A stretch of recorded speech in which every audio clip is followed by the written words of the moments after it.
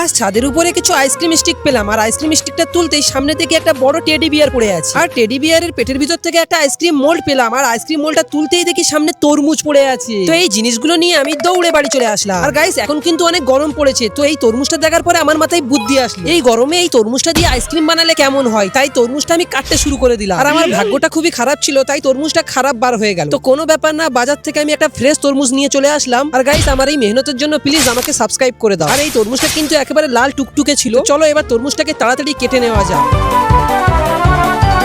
তরমুজগুলো কাটা হয়ে গেলে একটা বাটিতে তরমুজগুলো নিয়ে একটা ডাল ঘুটনি দিয়ে ভালো করে চেপে চেপে রসগুলো সব বার করে নিতে হবে। আর এই তরমুজ থেকে রস বার করা যতটা না কঠিন, তার থেকে বেশি কঠিন হচ্ছে চোখ বন্ধ করে আমার চ্যানেলকে সাবস্ক্রাইব করা। এবারে এই রসগুলোকে একটা ছেঁকনির মাধ্যমে ছেঁকে নিতে হবে। তারপরে একটা পাতিলেবু কেটে নিয়ে ওই রসের ভিতরে নিংড়ে দিতে হবে। তারপরে অল্প একটু নুন আর তোমাদের স্বাদ অনুযায়ী চিনি দিয়ে ভালো করে মিশিয়ে নিতে হবে।